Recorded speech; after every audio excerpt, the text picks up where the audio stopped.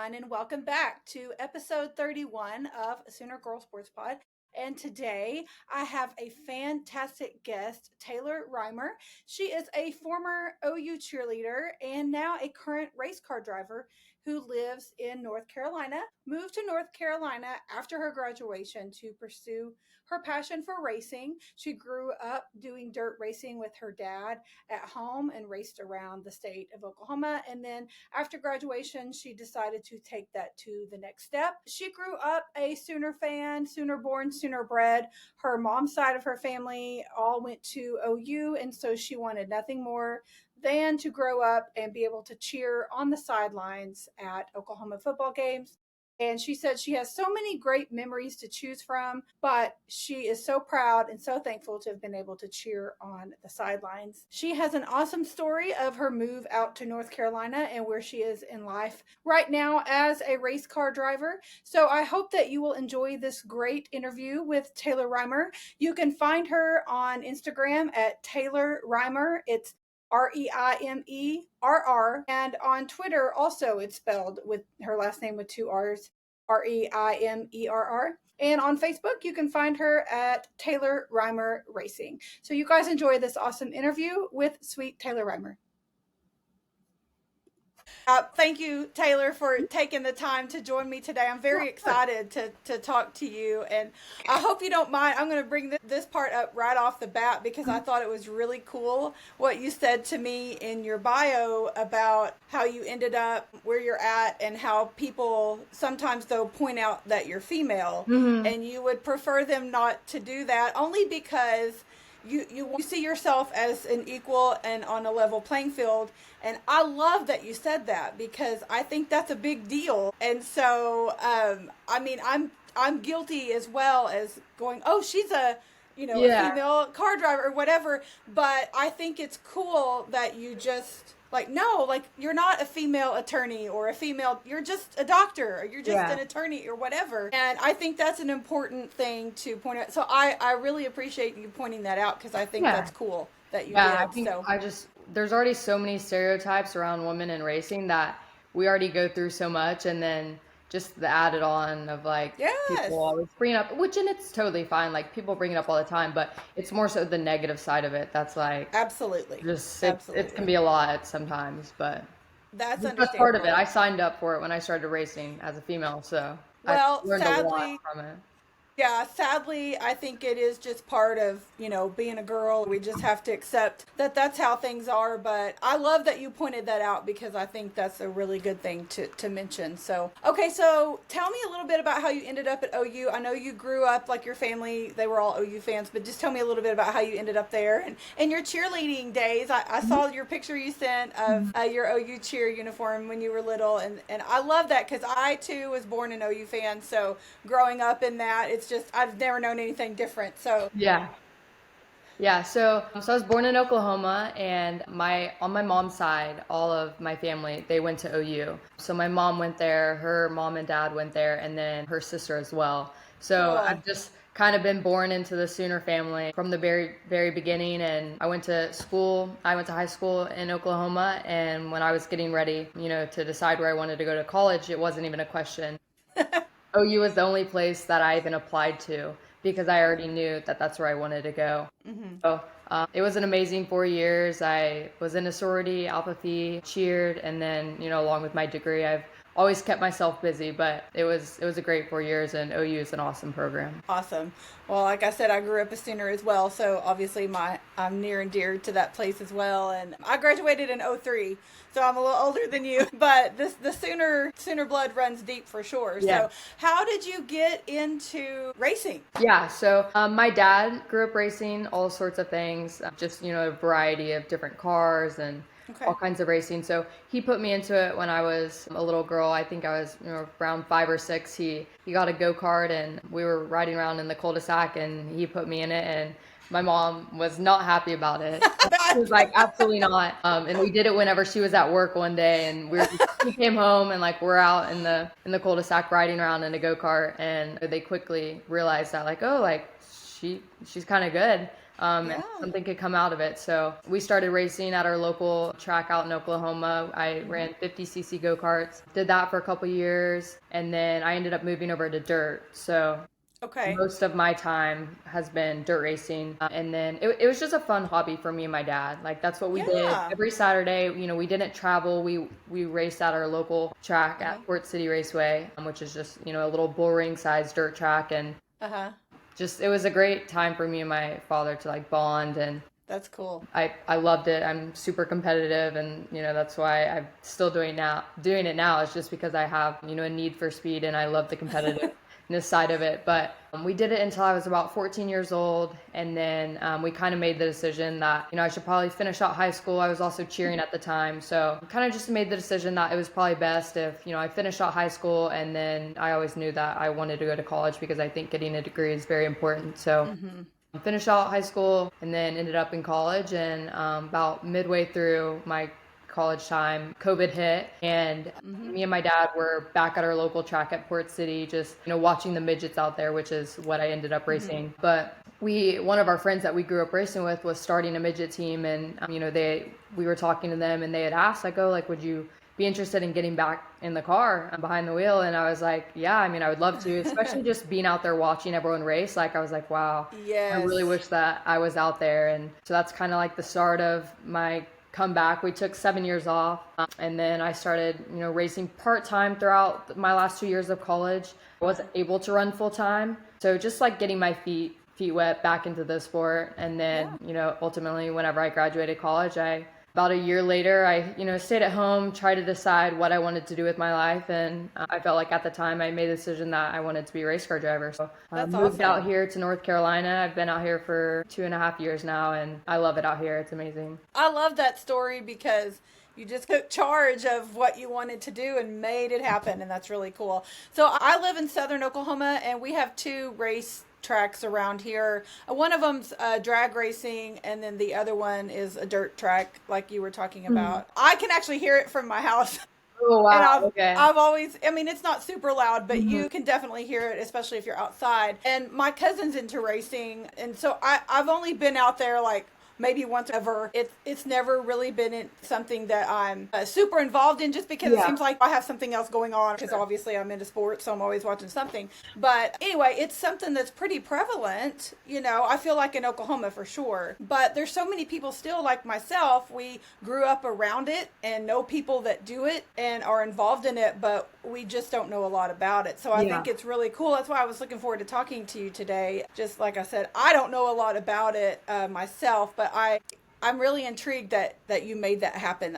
You moved halfway across the country by yourself. Yeah, yeah, I was all alone. And That's crazy. it's so weird because whenever you're in college and you're getting to your senior year, you're so excited, everyone's ready to graduate, move on to the next chapter of your life. Uh-huh. And once you do graduate, no one really talks about moving away, and you don't Yeah. see these people that you spent every single day with. Like, you lived with several people, you all lived on the same street, you were Yes. surrounded by these people for 4 years, and then you graduate and everyone kind of goes their own way.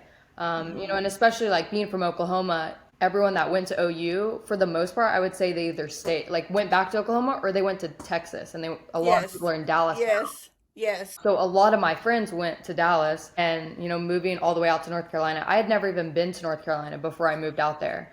Oh So wow. like moving all the way to the East Coast was such a big deal because I don't get to see all my friends like they do. They all get to see Right. each other all the time. Uh-huh. But I get to see them, a couple times a year whenever I get to go home, and I try to go to Mm-hmm. OU, Texas every year, and just to see Right. Yeah. everyone. But no, it just no one really talks about it once you graduate, that everyone moves on to the next chapter, and then you never see some of these people again that you spent every day with, and Yes. it's hard. Like, it's crazy. It definitely is. And I think, well, for me anyway, I feel like the transition from high school to college was even a little bit easier than Yeah, after I agree college, for because sure. even though I was from small town Oklahoma, went to OU, you're finding yourself, I guess, Absolutely, yeah, and make your own home. But yeah, like you said, when you're finished with college, like you grew up with those people. yeah, And so now you're like, what am I supposed to do? So I yeah, totally get that. I feel like the jump after college is much harder than jumping into college. for sure, And yeah. honestly, I don't feel like that's something I would have anticipated. I would have thought it was the other way around. But Yeah. Yeah, well, I went to like a lot of people that I went to high school with, they all came to OU too. So it oh, okay. it wasn't that hard because everyone like that I went to high school with, we all kind of went to school Okay. together, or some people like went to OSU, but it was still Uh-huh. everyone stayed close. And so Right. I grew up with these people and I've been surrounded by them since I was, like 4 years old because we even Oh went to my high school goodness. together, like we elementary school, Yeah. all that. And then we all go to OU together and then we graduate and then everyone kind Hmm. of goes their own way and Yeah. it's crazy how it all works out. It really is. Okay, so why did you pick the East Coast? Like, again, it's racing motivated, obviously, but like, I don't know why that you would have Yeah. picked that location over another. So what led you out there? Yeah, for sure. So people who don't know, racing, like if you are in racing, the mecca of racing and NASCAR is out in North Carolina. So Okay. all of the NASCAR shops are out here. Okay. And so let's say like if I wanted to go to like if I was racing an IndyCar, that is Hmm. in Indianapolis or Indiana. That's where Right. everyone Uh-huh. moves. So if you want to be a NASCAR driver, you moved out to North Carolina because all of the shops are out here, all of the manufacturers are out here. Okay. So I moved out here to be a part of the Toyota program, and they have a place where we can train and everything. Uh-huh. And then like working in the race shops and being there throughout the week is really important in racing. So that's why Okay. everyone goes to North Carolina. Okay, that makes sense. I did not know that. Yeah. Yeah, a lot of people don't. So if you're not familiar with racing, that is why people go to Yeah. North Carolina. Okay. So what's one of your favorite racing memories since you've been out there? I would say so I moved out here and I was still doing part-time dirt racing. Hmm. And then I decided that I wanted to do a little bit of pavement racing and try and go in that avenue. So Okay. I started pavement racing, and I would say my favorite memory so far is last year I started racing limited late models, and probably my first win, and that was really, really special Oh because yes. I had been grinding out in dirt racing and we were so close so many times that it was just like so frustrating to be right Hmm. there. And then for the first year moving over to asphalt to be able to get a win was really special. Wow, that is really cool. So, I mean, that has to be a big switch because I'm just thinking about as a normal driver, Mhm. like there's so many different things to think about when you're Yeah. driving on an asphalt road as opposed to a dirt road. Oh, yeah. So, and when you're going at a high rate of speed, I can only imagine. So, Yeah. like, how fast do you typically drive? So it totally depends on the track. Okay. Like it definitely varies. Short tracks, I mean, you're probably getting up to like 90 to 100. Okay. On those intermediate sized tracks, which I'm doing a couple this year, Hmm. you get up to like 160 to 180. Wow. Yeah, it totally depends on the track. The Yeah. fastest Okay. I've gone it was probably around 180, and it was earlier this year Wow. at Kansas Speedway. Oh my gosh. I'm racing there later this year, but yeah, it just totally depends on the track size. Okay, that's really cool. Do your parents get to come, or your family or friends get to come out and see you much, or come to your races and stuff? Yeah, so for the big races, like my parents always come to, and then Cool. they come to some of my stuff. Like when I race locally out in North Carolina, they'll come Uh, whenever they can. Whenever I dirt raced, we had a motor home, and they would oh, travel with me yeah, to all of the races. So that's awesome. they've, Yeah. they've always gone to my races and supported me, and it just makes it so much more special to have them there. Oh, for sure, for sure. I've talked to so many people from so many aspects of sports, and that's one thing that always comes up is having that support of Mhm. like the fans. Whether you're an athlete or someone on staff or whatever, everybody's always mentioning showing up and showing that support and how important. And that's so true because I'm certainly not an athlete in any capacity. But I know just having somebody say, "Oh, I listened to your podcast," or anything like that, like they're supporting what you're doing and showing up for you, and that does mean a lot. So that's cool, that you have that support and that they show up for you. So Yeah, with my parents, I've always been super close to them. So that's moving good. out here and moving away from them was really, really hard. I Uh, bet so. but I talk to them and FaceTime them every single day. That's good. I Well, still get to communicate with them, and then it's great to have them come visit me out here. for sure. Well, thank goodness for technology I because know, yeah. I know just the time difference sometimes is, I mean, it's just an hour, but Yeah. still, sometimes that's a big difference. I'll be watching a sporting event or something, and I'll think, holy cow, it's 1 a.m. on the East Coast, and Yes, yeah. So it's a world of difference sometimes. Okay, you said your favorite memory, you had a lot to choose from, but just, cheering in general Mhm. on the sidelines. So, what's the loudest game that you can recall cheering at? I mean, I feel like they were all like the home games are crazy. They And are. and I feel like they're all equally as loud. Okay. I'm just trying to think. One like stands out. I just all of the home games, like they're all Okay. equally Yeah. as loud. Everyone brings the energy. It's just so electric within the stadium. Yes. It's a feeling that like you don't get anywhere else. And Yes. just being inside of there when, the football players run out in the beginning Yes. and I love that part. um, doing the Boomer Sooner chant and everything, Hmm. it's crazy how loud it gets. I bet so down on the field because you're like enclosed down in there, and Yeah. so everything's kind of echoing. So I can Yes. imagine. Yeah. How does it compare to OU Texas? Like in the bowl, how does it compare to a home game? The I volume of the I crowd. feel like it's yeah, OU Texas is one that's probably like the like an away game to compare to a home game would be OU Texas. I feel Okay, like that okay. brings like the same energy as a home game As a does. home game. Yeah, OU Texas is the biggest one for sure. Okay. I always tell people if they've never been to OU Texas, they have to go at least once because Absolutely, yeah. it's a whole thing. I mean, I know it's a whole day, it's like a whole event and everything. It's definitely a whole vibe. So now the game's last year it was at Yes. 2:30 and this year again it's at 2:30 and I think that's probably something that's going to stick. Yeah. It seems like That's that nice. something that Greg Sankey likes. So I kind of have mixed feelings about it being at Really? 2:30. Yeah, so like just from your experience as being involved in the game day part of it, what are your thoughts on like early as opposed to being an afternoon kickoff? Yeah, so personally, I loved night games just Oh because, yeah, like, yeah.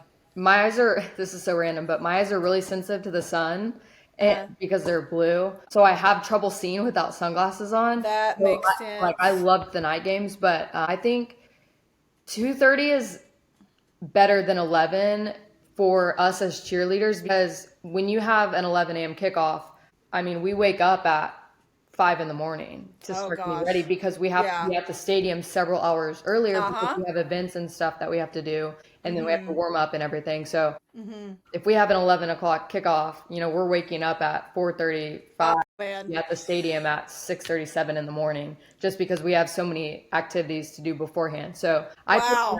I love a 2:30. I think it's perfect. Okay, that makes sense. Well, most people do like the 2:30 and like I said I kind of have mixed feelings about it. I think last year I've been used to it being at 11 for so Yeah. long. Last year it was hot.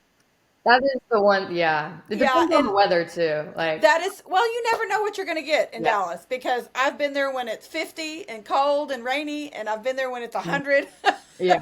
So you never know what you're going to get. Most people overall like the 2:30 better, but Yeah. that makes sense. You talking about having to, because I mean, in the band too, like you guys, Hmm. you all have to get Yeah. there so Yeah. early. I feel like Yeah. even with the 2:30, like you're still waking up as early as you would for the 11 a.m. Yeah. games because people, and that's why it seems longer because Yes. one, you're getting done later and then you're waking up just as early Yes. as you would for an 11 o'clock game because everyone likes to pregame and Yes. go get brunch and stuff. So Yes. the day is essentially longer with the 2:30 because you are waking up just as Yeah. early as you would for an 11 a.m. game. That you hit the nail on the head. So, what was your favorite away game that you cheered at while Hmm. you were at OU? I Because we were still in the Big 12 back then. Did you? well, I did travel, Hmm. but I didn't really go to any bigger games. Okay. One, I was supposed to go to the bowl game my senior year, Uh huh. but what happened was I was racing that Okay. weekend, and I got something happened where I got stuck out there because of the weather, and I was supposed Oh to fly no. home for the game the next day. It was a home game, and I missed that home game, and then Oh no. my punishment was that I couldn't cheer at the bowl game from my kid. Oh. No. So I didn't get to go Well. to the bowl game, and I feel like that probably would have been the coolest one. But I would say freshman year, I did get to travel to West Virginia. Oh, I okay. came out there, and it was snowing a little bit. Yes. That one was a really cool one. That's like one that I'll always remember. And it was my freshman Okay. year too. So I usually you don't remember that. travel that much when you're younger. Yes, that's so true. I remember that West Virginia game when it was snowing. I'm trying. What year was it that we played at BYU? I wasn't there. I think you may have graduated. I feel like That was 2 years ago, so it would have been in 23. Okay, yeah, I was gone by then. I Okay, graduated in yeah. 22. My husband and I traveled out for that game just because I wanted to go. We'd never been to Utah. Yeah. But that stadium, it just looked amazing, and it really is. It's gorgeous. Yeah. Even their baseball and softball stadiums, the backdrop is just really gorgeous. That's one that sticks out to me as like one of the prettiest that I've been Yeah. to. I did cheer the OU OSU game. It Oh, was in Bedlam. Stillwater. I did cheer Bedlam one year, but it Uh-huh. wasn't in a good way because I had strep and it was Oh not very enjoyable because no, it no. was cold and I was so sick. I was so weak. Oh, So it wasn't the most enjoyable, but still cool to get to say that I did get to oh, for go out to sure. home game. Yeah. So my husband is actually an OSU grad. And so I am very familiar with Bedlam on all Yeah. capacities. But Bedlam football is one place that I do not go. Uh, So the last Bedlam football game for the time being was in Stillwater. And I was like, I'm not yeah. going. And so a friend went with my husband and everybody was like, I can't believe you don't want to go. Like that's your game. Like it's Mhm. obviously a big deal with us and just the last one for the foreseeable future. And I was like, I don't care. I'm not going. Yeah. And obviously it did not work out in my favor. So it's best that I stayed behind. But yeah, it's actually it's loud in that stadium. Yeah. It's very loud. One of my favorite times to go to Stillwater is when they're playing Texas because I Okay, can yeah. do horns down all day long. Yeah. I can Hometown handle that. always. Yeah, so I always liked to go when they played Texas, but Yeah. That's a it's good loud one. in there. It's Yeah. and they're beating those paddles Oh yeah. on the side of the wall. Yeah, it's a loud place. So, what's the rowdiest fans that you've been around? I mean, those Texas. I didn't really experience any. I can't remember which team it was, but I know some of the cheerleaders came back from a game where the fans are really, really rude. And Uh-huh. like they were talking about how rude people were and they were throwing stuff at them and Oh, geez. like saying mean things to the cheerleaders. I can't remember which team it was. I didn't really experience any crazy things with other teams' fans. Did you go to the Nebraska game when we were I up don't there? think I did. That was it was Brent Venable's first year, so maybe 21 or Okay. 2. I was pleasantly surprised with their fans because OU Nebraska, obviously goes way back with their rivalry, so to speak, or Yeah. whatever. And so I wasn't sure what to expect from their people. Of course, you never know. There's always one that's like a jerk. Overall, everybody was so kind. And I would say that and BYU are two of the places I've gone to when everybody was so friendly, and I was shocked. Yeah. I was truly shocked. I've had some not so good Not some good experiences, so the encounters. good Yeah. ones stick They out. The do. good ones, Yes, for yeah. sure. So what about cheer comps? Where did y'all go for those? So we competed in Florida. Okay, Yep. So we would go down to Florida every year and okay, compete in UCA. okay, cool. Well, that's good weather, so Yeah, yeah.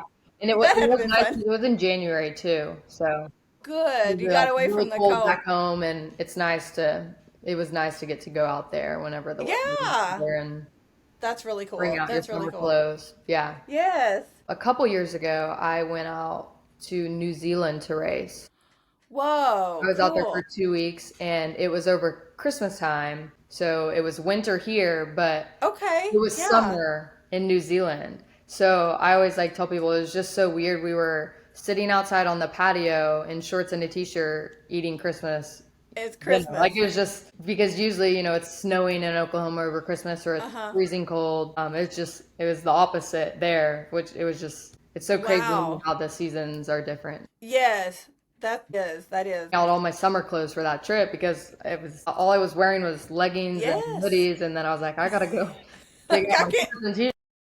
I can't wear this there. That's really cool that you went to New Zealand. Oh my Yeah, it gosh. was a great experience. It was really, really That fun. that's awesome. So you went there for a race? Yep, I went out there for like their little series that they have out in New Zealand. Okay. Someone out there asked if I wanted to drive for them, and That's I think we cool. did like 5 or 6 races. And it was Wow. cool, just like the tracks are a little bit different over there too, just the characteristics of it. So, Okay. but it was an awesome experience, and I'm really glad that I was able to go out there and do that. That That's really cool that you got to go and race there Yeah, because. So I guess you obviously drove one of their cars. You didn't take I did. yours. Yep. Yeah. Yeah. So they had a team out there that I drove Yeah. for, and they That's prepped cool. it all like themselves and did everything out there, and I just showed up and drove. Do they speak English? They do. Yeah. Okay. I Yeah. thought so, They but have yeah. like their slang is a little bit different and Yeah. Yeah. say things they have. And I actually had written down when I was out there, and I need to go back and look at it just because I'm like curious. But I wrote a bunch of different sayings that they say and just Oh, different yes. terminology, like how Uh, they like some things they say. So it was interesting to hear their lingo, and then also driving over there was crazy because you're driving on the opposite side of the the road opposite and the side. opposite side of the wheel too. So you're so it was like Yes. backwards. I think so it's like Uh-huh. it's right. You know how it's usually like right on red. Yes. It's right and left on red. Like it was Yes. weird. It's completely backwards. And you can totally like whenever people visit there, I'm sure if I was a local there, you could definitely point out the people who are For a sure. lot of people be driving on the wrong side of the road and be like, oh yeah, they're Hmm. definitely not from here. Like you have to the whole time be like, and it's hard too because you're trying to follow a map because one, you don't know where you're going. Yes. Two, Yes. you're on the opposite side of the road and you're It's trying too to much. follow all the signs and everything is just laid out differently there. So it's Yeah. you definitely have to be like paying attention to the max. Yes. You're gonna end up I'm just on gonna take a a one taxi. way. Yeah, yeah. I enjoyed it though. I picked it up pretty quickly. That's good. Like, oh Yeah. yeah, For sure. That's really a neat experience. Okay, so who's your favorite driver that you've always like idolized? honestly, I get this question often, and it's hard for me to answer because growing up, whenever I was racing, I would watch Hmm. racing and, I kind of followed it, but I was never a huge fan, if that makes Okay, sense. yeah, no, that And there makes sense. wasn't really any like drivers that I watched or looked up to. If I had to pick one, I would say whenever she did drive, I would watch Danica Patrick just Yes. because she's Okay. a female. But I never actually watched the races. So I never watched Hmm. NASCAR growing up until I moved out here, Oh which is so wow. crazy. Okay. I was Yeah. never like a huge fan. I raced dirt on the weekends with my dad and it was, more for That's what fun. you did. Yeah. So I don't have one that like really sticks out to be like, oh, they're my idol and I've watched them ever since I was a little girl. Most race car drivers do have that. So it's like Yeah. it's a valid question, but I really don't have one. That's understandable. Like, who's the most famous driver that you've got to meet? I mean, I know most of the Cup guys, like in Okay. NASCAR, just Yeah. because, I train with some of them at Toyota. Hmm. Like Christopher Bell, I mean, he's from OU, or like Oh, he grew up okay. in Norman, and he's racing the Cup Series now. Oh, I say really? Christopher. Yeah, Oh, that's yeah, really cool. he's I did not know that. born and raised in Norman, Oklahoma, and he raced out in Oklahoma for a while, and then now he drives in the Cup Series. So, everybody around here is familiar, obviously, with Texas Motor Speedway. Hmm. And it's not far from where I live in southern Oklahoma. And so a lot of people are frequent flyers down there. And I've never been there. Okay, you need to go. So I need to go. I know they have a big race there at Mhm. least once a year, maybe twice. In fact, there was just like a In month May. ago. Yep, I was Yeah. out there. I was there. Oh, are you? Okay. So Uh, it was really cool. They did like a suite for former OU athletes. So we had our own suite up inside the track. oh, that's so And neat. there was like football players and Okay. different people that, played at OU. There were some coaches. Okay. It was really cool to do that. And then we actually got to do like when the drivers did driver intros, we got to go up on the stage and they kind of like recognized us. So that was really cool. And I think it was a month ago. Only one to go to if you're from Oklahoma. That's Okay. going to be the closest. Or even Yes. Kansas. Oh, yeah, Kansas Kansas. Speedway and then Texas Motor Speedway. But the Texas one's a good one to go to. Okay. Where is the one in Kansas? Is it in Wichita? No, I think it's in Kansas City. Oh, I'm gonna Kansas check that City. out. I was Okay. literally Okay. there a month ago. So the Texas one is definitely closer to me where I am, but Kansas City, I mean, it's not far, Yeah. especially like from Tulsa area. It's definitely closer. So I've got to start paying more attention to the things that I haven't always paid attention to. That's one thing that I've tried to start doing since I started doing my podcast for sure, because I'm trying to Burn. get the exposure and learn, because it's one of those things I don't always think about soccer or tennis. Yes. volleyball, even track, and that's a pretty big, thing. But Absolutely. those things get overlooked, They and that's do. why, like, you being a woman, I think is super cool, but and doing what you're doing, but just in general doing something that's not ordinary, Yes. Yeah, like absolutely. you went outside of your comfort zone for Yes. sure and outside of the box to go do your thing, and I think that's cool. And those type sports, I mean, you have your audience, you have your fans, and every sport does, but those often do get overlooked, and you put in a lot of work Yeah. and time and money and all the Yeah. things and effort into what you're doing. I love highlighting that because I think it's important to draw attention to Yeah, what everybody's doing, because there's so many working parts for just sure. across the sports world, and Yeah. that's what I'm enjoying doing, is learning myself about so Hmm. many things that I have no idea about. Yeah. A lot of So, people don't know like how much goes into racing. They just, oh yeah. they think like, oh, you drive in a circle, but it's a lot more complex than that. If we're racing in the summer, those stock cars, there's no airflow. So, I mean, Yeah. if it's 100 degrees outside, it gets up to 130, 140 degrees inside the car, and you're in there for several hours. So, Oh my gosh. that's why we like train out here. We do like a mix of like lifting, cardio, and then we train in heat rooms to try to be Oh, okay. tolerant. So we'll, like train hard in a sauna for an hour once a week Wow. just to build our heat tolerance because if you're a higher temperature in the car and then your body temperature is obviously going to be higher and then that's going to cause your heart rate to get higher, and then when you have Yes. a higher heart rate, your ability to mentally and even physically be able to drive the car decreases. So there's a lot of it that goes into Wow. it, and like mental aspect of being behind the wheel for so long. You have to be able to like stay on your game for however long you're in that car, and whenever it's hot in there, it makes it a little bit difficult, and Oh man. you have spotters that talk to you while you're racing. So Okay. people that like are communicating with you, and you have to be able to comprehend what they're telling you at a really fast pace and be able to utilize what they're saying while you're in the car, because if you don't, then you can end up wrecked. So Oh man. there's a lot of aspects that go into it. You definitely have to be an athlete to be a race car driver, and it takes a lot of money to be able to race as well. And that's why moving out here, I've got the sponsor that I have, which is Yes. as well as cocktails. They're Okay. based out of Carrollton, Your Texas. shirt. Mhm. Okay. We're based out of Carrollton, Texas, and it's actually a Okay. woman-owned company as well. Marilee Kick was the Love founder. it. She was a school teacher out there, and she's sitting by her pool one day and came up with the idea to create a little cocktail that's plastic. So when you're by the pool, it's not going to break or anything. So he's built this incredible company, and I've been grateful enough to have their support and sponsor me, because without sponsorship, I wouldn't be able to race. No Yeah. one knows how much it costs if you're not within the world of racing. Right. And it's a lot of money. So to be able to have my sponsor support each and every year it's incredible, and I wouldn't be able to do it without them. So very grateful for that as well. I'm glad you pointed that out, because again, that's something else that people don't think about either, is we see the race cars and we see the sponsorships on them and things like that, but I don't always comprehend the importance of it. Like, I Yeah. might just be like, oh, okay, they're sponsoring this car, but like that car may not exist. That driver may not be able Exactly. to do that if Yeah. it weren't for that sponsor. Yeah. So that's cool that you pointed that out.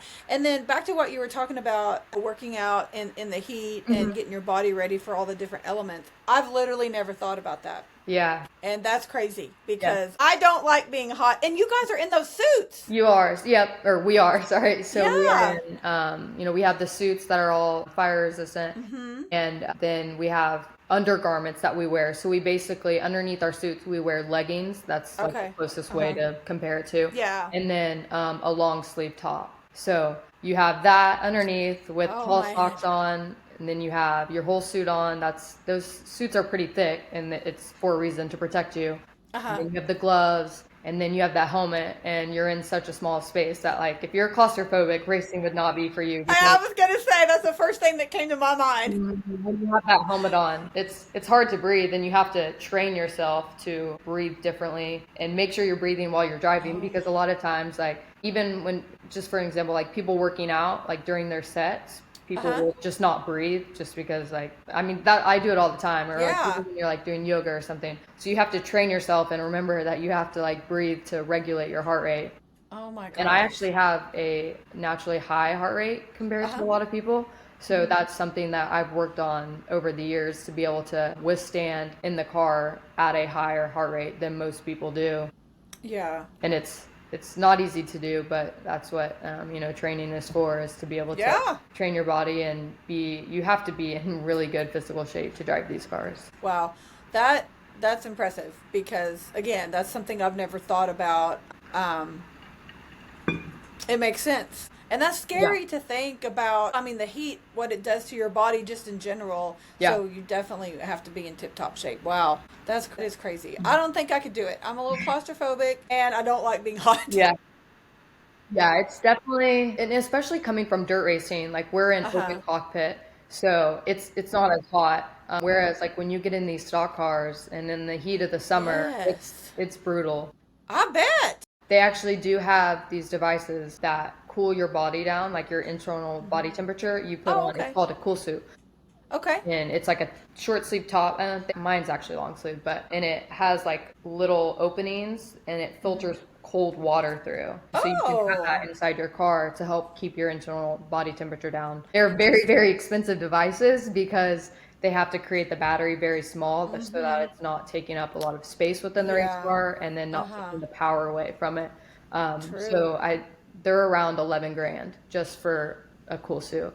So Wow. everything in racing is very, very expensive. So that's why it's like Oh so important to man. have the sponsors and all that to be able Absolutely. to cover those costs. But yeah, people like the smallest things, just to, be able to race costs money, but then to have all these extra things that help you inside the car to stay at your best costs a lot Wow. too. So yeah, it's pretty crazy. I would have, I mean, you said it cost a lot, but I would have never imagined Yeah. that much. So, holy smokes. Yeah. Wow. But it's very important that you guys have the fire retardant suits and things Mhm. like that. But dadgum, I know they're hot. Yeah. Like you all, I would almost have to have the cool suit for sure. I'd have to figure out how to come up with eleven Oh thousand yeah. dollars. I definitely for my ARCA races, which is the series that I'm running part-time in this year.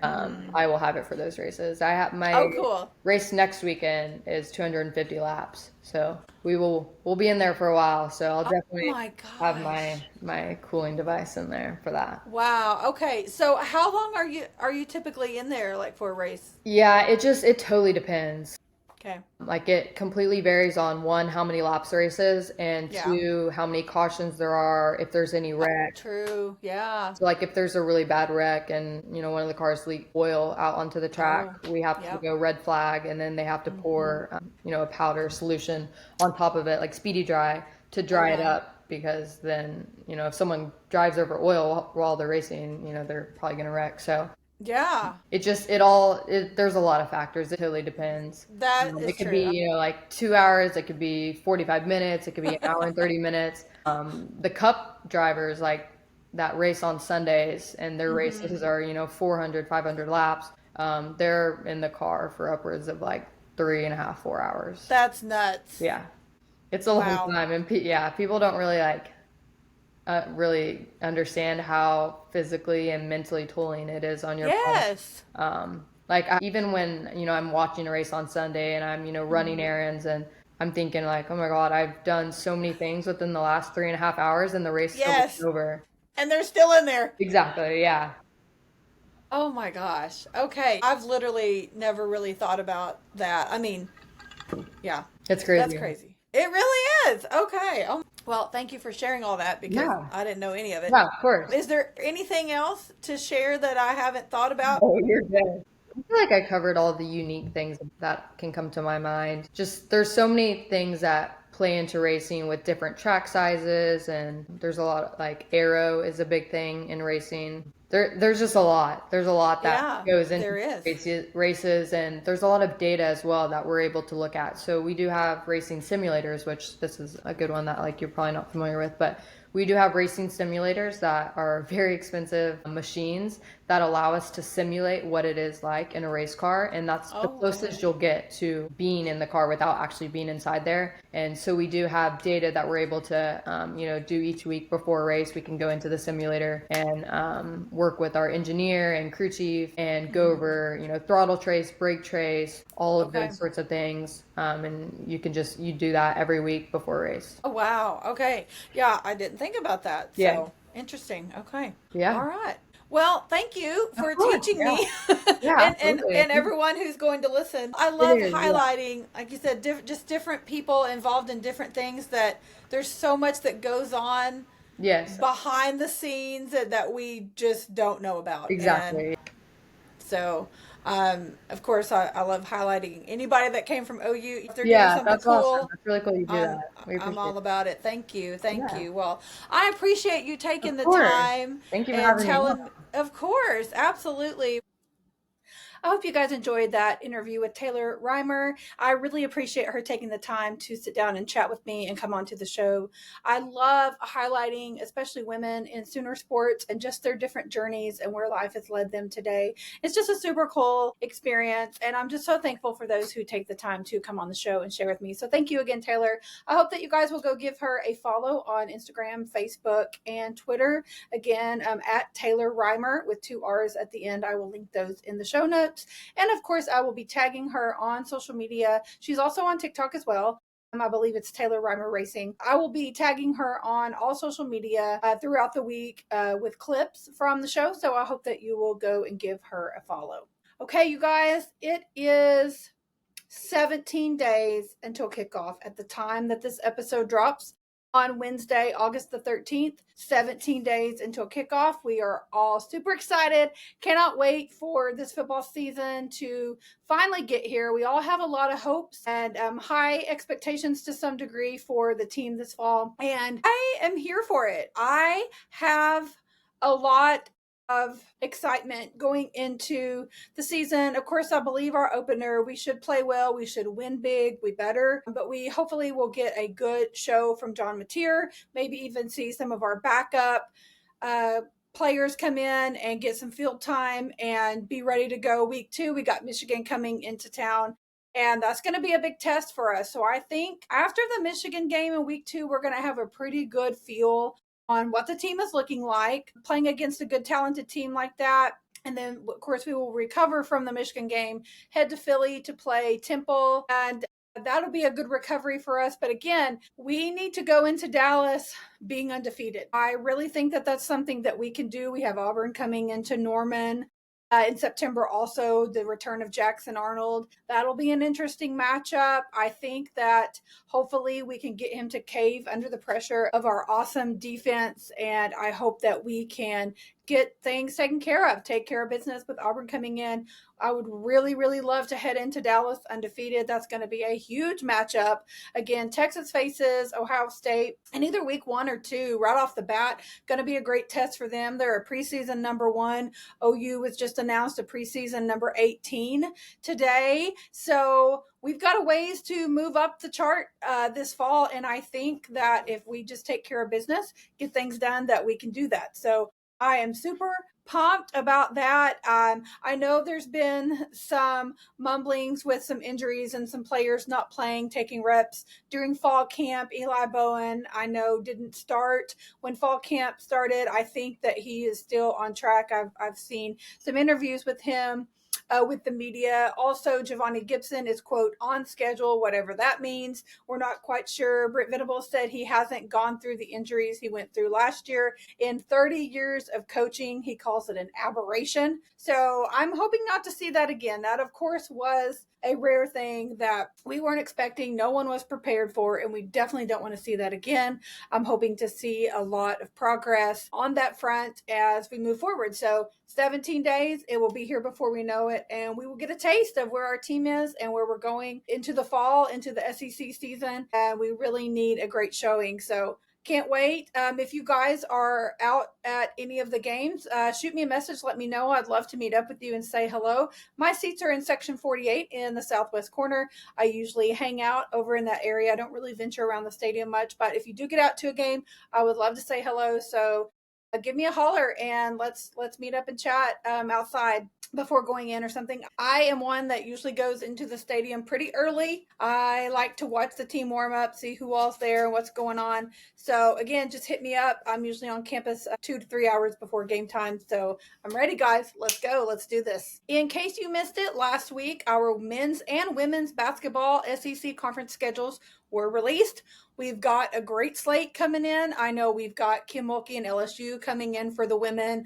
Dawn Staley and South Carolina are coming in for the women as well. It's just a great slate for both of our teams. I know the men are hosting several SEC tournament teams coming to Norman this year in Tennessee, Florida, and several others. So again, those schedules are out on social media. So go get those in your calendar. Tickets usually go on sale late fall for a single game. If you're interested in season tickets, I believe you can get those now. They are super affordable, you guys, and we're going to want to get out and support these teams. We got Elia Chavez coming in, of course, as a freshman for the ladies.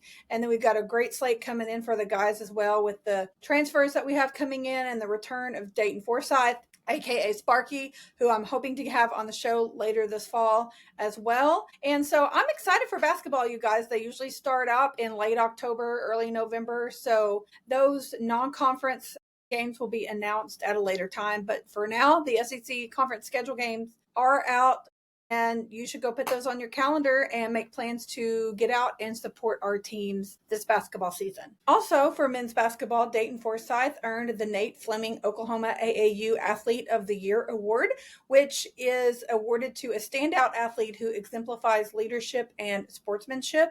So congratulations again to Dayton Forsyth for winning that award. And I know I've mentioned this before on the show, but shout out to Dayton and all of his family. His aunt is a dear friend of mine. His family is so sweet, just amazing, good people, athletic family that he comes from. So happy to have him at OU.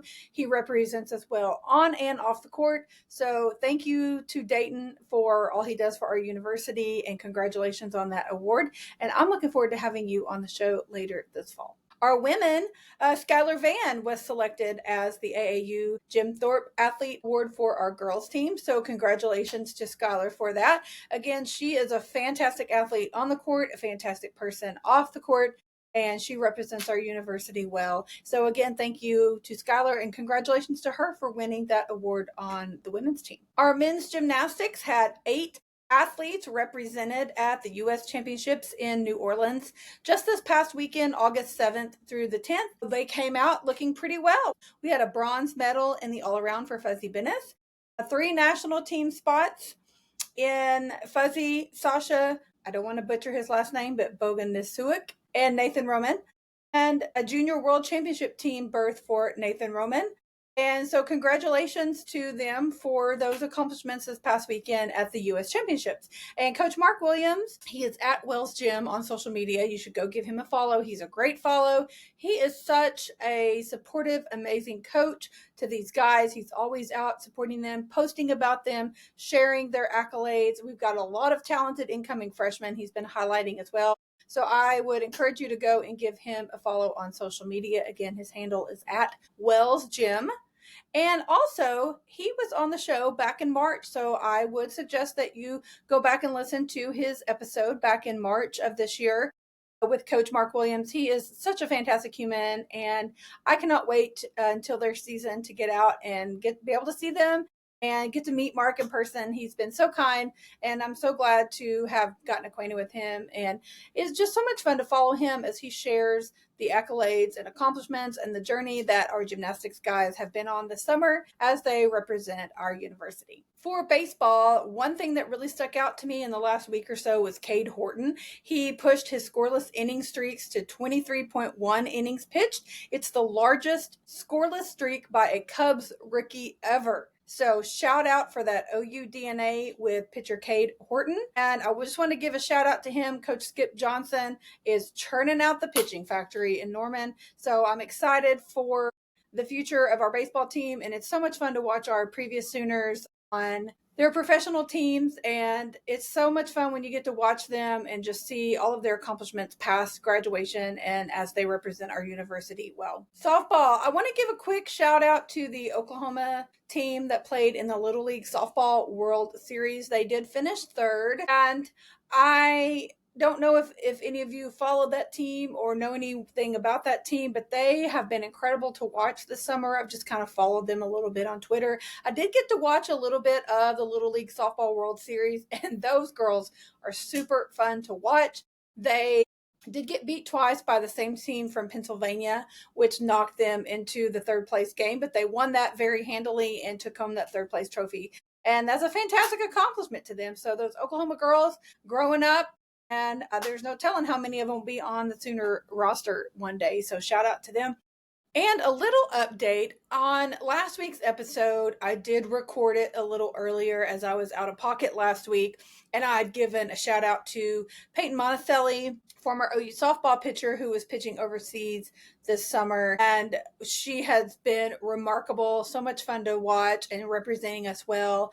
And I gave her a shout out on the show. Well, the very day that I recorded, just later that afternoon, the news was released that Peyton was transferring to LSU and was not going to be a part of the OU roster next season. So I just wanted to make that clarification that I am not apologizing for giving her a shout out at all, because she's incredible. She did a lot for O program in the 2 years that she was with us. I have no regrets in giving her that shout out at all. I'm not trying to take anything away from it. I just wanted to clarify, if you listened and were maybe confused why I didn't mention the fact that she had transferred, it's because I recorded that literally right before the news came out. And so now that that news is out, I just wanted to put that out there that Peyton did transfer to LSU. She will not be a part of the OU squad next season. But I wanted to give a shout out still to her mom, Lauren, who has been so kind. Her brother, Nathan, is still in Norman, still at OU. He plays on the men's hockey club team. And they're just such kind people. And I do want to give Peyton a shout out for all that she did for OU softball during her 2 years on the roster, because she came in relief so many times out of the bullpen and got us where we needed to be. And shout out to her, because she's a stellar pitcher, and I hope she does well in Baton Rouge and finds a home there and a place there for her to thrive. So good luck to you, Peyton, in Baton Rouge. Also, a couple of weekends ago, it was a Sooner takeover. PGF and Alliance was a Sooner showcase. In case you missed it, we had several future Sooners on showcase in that weekend. 2025, Kendall Wells did not just play in that All-American game, but she walked away as the MVP of the game. 2025, Alyssa Parker and Lexi McDaniel, Alliance 18 and under Premier champs. Their team won. 2026 commit Peyton Westra helped her lead the squad to a PGF 18 and under Premier championship. Also 2026, Westra, Kiale Ho-Ching, and Gerald Mayalo all showed out in the PGF Futures All-American game. The future is bright for OU softball. Not that that is a shock to literally anyone, but Coach Gasso knows how to find them. And those girls, all 6 of those girls, really showed out in that All-American game, and there was OU DNA all over the field. So shout out to them. Looking forward to seeing Kendall Wells and Alyssa Parker and Lexi McDaniel coming into Norman this fall. We'll have a fall ball schedule out probably in the next month or so. They usually play October into November. So it'll be so exciting to get to see those girls playing at Love's Field this coming season. Soccer has their first home game this week on Thursday, August the 14th, and then Bedlam is this Sunday, August the 17th. I hope that you will get out and support the soccer team. In case you missed it, all home game tickets for our women's soccer team are free. So you just got to show up. And I will be at Bedlam this coming Sunday on the 17th. The game begins at 7. I believe the gates open an hour beforehand at 6. So I will be getting there to sit in the shade. It's an awesome stadium. It's going to be a fun crowd. I hope that you will get out and support our soccer team this season. Even if you can't make it out this weekend, there's a whole season ahead to get out and support those girls. I had Coach Matt Mott and senior forward Hadley Morrell on the podcast earlier this summer talking about their season, their journey so far. So you might want to go back and listen to that, and you won't want to miss getting to watch them this season. So go check their schedule out on their social media and give them a a slot on your calendar if you get a chance to support them. If you're going to be at Bedlam Soccer this Sunday, the 17th, give me a shout. I would love to meet up with you. I will be there. For volleyball, the full schedule is out for those girls, and season tickets are currently on sale. They play at McCaslin Fieldhouse, and they start playing next week. And so I'm planning to make it out to at least one volleyball game this season. I have a couple that I have penciled in. I'm not sure which one yet, but I will be sure and let you guys know if you come out to a volleyball game. I would love to meet up with you. But get out and support these girls. Our former volleyball player, Lydia Martin, who now plays with the pro team, the Indy Ignite, I am hosting her on the pod next week. So you won't want to miss that episode with her. And again, I've never been to an OU volleyball match, and I'm looking forward to getting out and supporting them. Again, their schedule is out now. They start playing next week. So take a glance at it and make a effort to get out and support those girls. Our tennis, we have a lot of freshmen making a noise around the world this summer as they're representing their countries in different tournaments. Congrats to current Sooner, Eda Mamandova. I've said her name several times on the headlines this summer. She became a singles finalist at the W15 Astana in Kazakhstan. We've had a lot going on with our tennis girls, and I didn't put all the names in my notes, but if you follow Coach Audra Cohen on Instagram, she posts a lot. Our tennis account on Instagram and Twitter also shares a lot of updates on our tennis team. So I highly encourage you to go out and give them a follow as well. If you missed the episode with our current tennis player, Bruno Naveen, you can go back and catch that. He was just on in July, and I'm looking forward to watching our tennis crew this coming season. And so Bruno is awesome. I love following him on social media. Again, if you missed his episode back in July, you should go back and give it a listen and get you pumped up for tennis season. We also had a lot going on in the world of track and field with the USATF Outdoor Championships that were in Eugene, Oregon just a couple of weeks ago. We had our outdoor championships. The 400 meter, Demaria Smith clocked 45.55 for 7th place in the final. Our triple jump, Jasmine Akins rounded out the women's triple jump in 8th place. And for the men in the triple jump, BJ Green finished 5th and Floyd Whitaker took 13th. BJ Green, also on the triple jump, Agor Dewal took home the silver medal. So congratulations to that crew. And again, track and field head coach James Thomas was on the podcast in July as well. He did a great recap on his journey to OU and his time at OU and all of the athletes. So you're going to want to go give him a follow. Go back and listen to his episode as well. He's got a great group coming in that obviously represent our university very well for each of their countries around the world this summer. And congratulations to our Sooner rowers, Elena, Naomi, and Eva, on their finishes at the World Rowing Championships. They finished 4th, 6th, and 5th place for their respective countries, Team Italy, Team Czech, and Team Germany. And for golf, Jay Summy is the Western Amateur Sweet 16 finalist. Our alumni, Drew Goodman, is the co-leader at the Osprey Valley Open. And that set up for a Bedlam finale for Drew, and he came out on top and won that tournament. So congratulations to him. And as I'm recording this, we have several golfers that are playing at the Olympic Club today at the U.S. Amateur, which opens up a lot of doors for them for different amateur tournaments going forward. Adam Anderson, Matthew Troutman, Andrew Ramos, Ryder Cohen, Clark Van Galen, and Jay Summy all teed off today. Again, I don't have any results on their performance as I'm recording this on Monday afternoon, August the 11th. But shout out to those guys again for repping OU well. And OU men's and women's golf have both released their schedules, and they start playing here in the next few weeks. And when they play at home in Norman, you can go and watch them for free. So go and check out their schedules and make note and get out and support those guys. It's so much fun to get out and support our OU athletes across the board, no matter what the sport is. There's so many athletes that put in the work and time, coaches that work so hard. And so to get out and support them truly means a lot to them. So I'll end this show with a Sooner fun fact of the week. And since we're so close to football, I was just kind of in football mode. So I wanted to pick this one. As Oklahoma football has had 42 seasons with 10 or more wins, including 19 of those seasons since 2000, which leads the nation. So shout out to our football team. As I said, football season is 17 days away when this episode drops. And who is hoping to have another one of those 10-win seasons coming up this year. I have high hopes that that could possibly happen. If we're being honest, I do think that my official prediction that I've given out on social media with some other conversations, I've said 9-3. I would be ecstatic to have another 10-win season. I'm not saying we can't do it. I'm just saying it's truly going to be tough.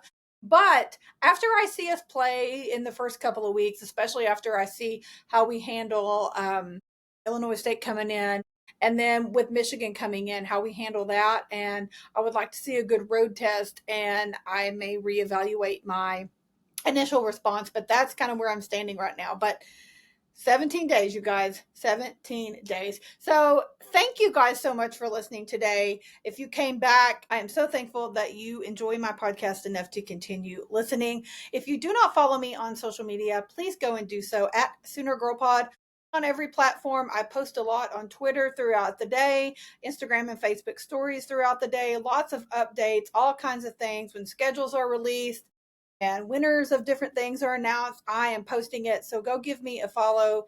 And also on TikTok, I post clips of the podcast each week across Instagram and Facebook in my stories on all social media, on TikTok, also on YouTube. You can watch the video and listen to the podcast each week, but please go give me a follow. I'm trying to gain a bigger audience on my YouTube. Again, at Sooner Girl Pod on every platform. Please go give me a follow, share with your friends as we're heading into football season. You're not going to want to miss. I have some great names coming up, some great people who have verbally committed that they will come onto the show. Several former football players, a couple of broadcasters and show hosts you're not going to want to miss. And of course, I have a few Crimson Chronicles episodes scattered throughout the fall as well with some awesome fans, some former athletes you're not going to want to miss out. If you need a shirt like mine, you can get one at soonergirl.bigcartel.com. So everything is linked in my link in bio on my link tree, where you can find links to all my podcast apps, social media, merch. If you're interested in advertising or sponsorships, there's information there. You can shoot me an email at soonergirlsportspod@gmail.com. And just everyone go give me a follow, share with your friends, invite your friend, download, subscribe, all the things. Leave me a review. Sign up for my Substack. It's soonergirlsportspod.substack.com. I have a monthly newsletter called The Playbook that I send out so you won't miss anything regarding the podcast. It will all be sent directly to your inbox. I don't spam you. You just get one email a week regarding the episode drop. And then you get a few more emails throughout the month if there's any big announcements, or for my newsletter, the playbook, things like that. You can sign up for all of that for free on Substack. Or if you want to take it to the next level and show me some love, give me a little support, $5 a month. Ladies, we'll get you into the locker room. We have a private Instagram feed, a private chat. We do our online monthly huddles on Google Meet. I'm planning our second in-person meetup before the Auburn game in September. And I do giveaways exclusive just to the locker room girls. And we just have a lot of fun. There's all kinds of perks for that. You do get a discount on merch if you are a locker room member as well. So you can find all of that information, my link in bio, on my link tree. Everything is linked there. And I hope that you guys will come back next week to hear my interview with former volleyball player Lydia Martin, who is now a current pro player, and she just re-signed for her second season with the Indy Ignite. So you're not going to want to miss that conversation with her. So thank you guys for listening. Boomer Sooner, and I will see you next Wednesday where we talk sports.